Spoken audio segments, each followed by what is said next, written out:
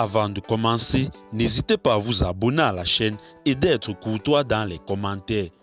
Du côté du Mali, les forces armées maliennes viennent une fois de plus de déjouer une tentative d'attaque du camp de la garde nationale du Mali de Sévaré tôt ce dimanche 24 juillet 2022 vers 5h40.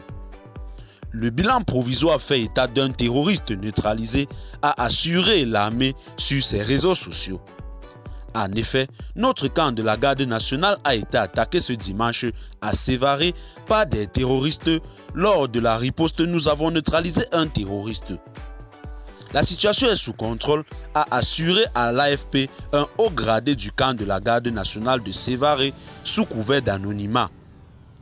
Cette attaque intervient 2 jours après celle de Kati, au cœur de l'appareil militaire malien, revendiqué par les djihadistes de la Katiba Massina affiliés à Al-Qaïda. Cette attaque suicide commise avec 2 camions piégés a tué au moins un soldat malien, fait 6 blessés dont un civil, tandis que 7 assaillants ont été neutralisés et 8 autres arrêtés. La veille, une série de raids quasi simultanés attribués à des djihadistes avait frappé 6 localités différentes du Mali dans les régions de Koulikoro ainsi que Ségou et Mopti. Des hommes armés identifiés par l'armée comme membres de la Katiba Massina avaient attaqué des postes de contrôle, gendarmerie, camps militaires, notamment dans la localité de Kolokani, à une centaine de kilomètres au nord de Bamako. C'est la première fois depuis 2012 que des attaques aussi concordées se déroulent si près de la capitale.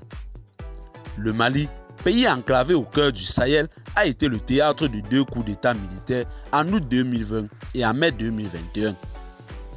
La crise politique va de pair avec une grave crise sécuritaire en cours depuis le déclenchement en 2012 d'insurrections indépendantistes et d'actions djihadistes sanglantes dans le nord. Malgré une situation sécuritaire très dégradée, la junte s'est détournée de la France et de ses partenaires, préférant s'en remettre à la Russie pour tenter d'endiguer la propagation djihadiste qui a gagné une grande partie du pays, ainsi que le Burkina Faso et le Niger voisin. Eh bien, chers téléspectateurs, c'est tout pour cette note d'information.